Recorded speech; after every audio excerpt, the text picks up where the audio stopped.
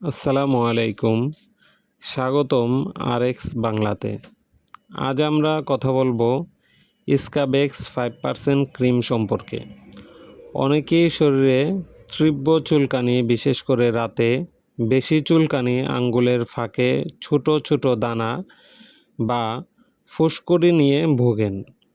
এসব ক্ষেত্রে ডাক্তাররা প্রায়ই স্কাবেক্স 5% ক্রিম ব্যবহার করার পরামর্শ দিয়ে থাকেন। আজকের ভিডিওতে জানব স্কাবেক্স কী, কী কাজে ব্যবহার করা হয়, কিভাবে ব্যবহার করতে হয়, সতর্কতা ও পার্শ্ব প্রতিক্রিয়া কী। স্কাবেক্স কী?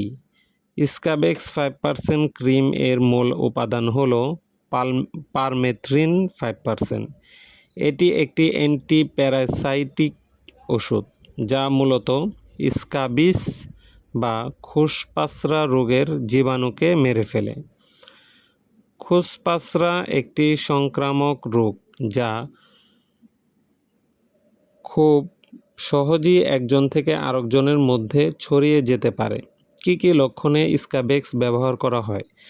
যদি আপনার মধ্যে নিচের লক্ষণগুলো থাকে তাহলে চিকিৎসকের পরামর্শে স্কাবেক্স ব্যবহার করা যেতে পারে।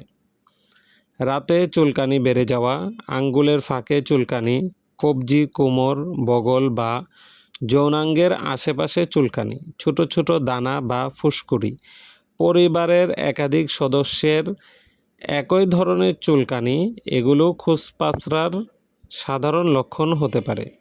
কিভাবে ব্যবহার করবেন? স্কাবেক্স ব্যবহার করার আগে শরীর পরিষ্কার করে শুকিয়ে নিন। তারপর গলা থেকে পায়ের আঙ্গুল পর্যন্ত পুরো শরীরে ক্রিম লাগান। আঙ্গুলের ফাঁক, নখের নিচে, বগল ও কুস্কির জায়গা ভালোভাবে কভার করুন।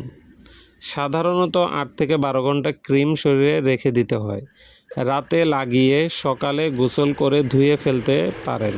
অনেক ক্ষেত্রে চিকিৎসক 7 দিন পরে আবার একবার ব্যবহার করার পরামর্শ দিয়ে থাকেন।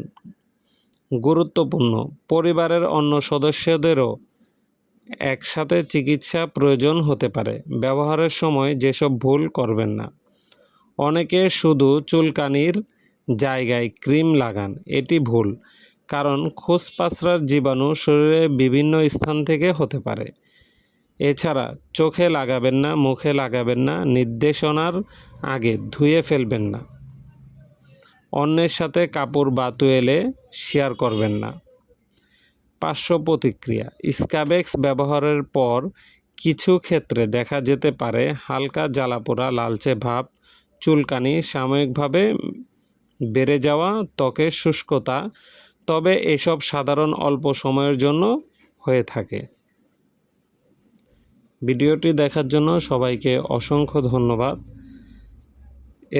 এমন ওষুধ বিষয়ক আরও বিভিন্ন ধরনের ভিডিও পেতে আমাদের চ্যানেলটিকে সাবস্ক্রাইব করে রাখতে ভুলবেন না। সকলেই ভালো থাকবেন। আল্লাহ হাফেজ।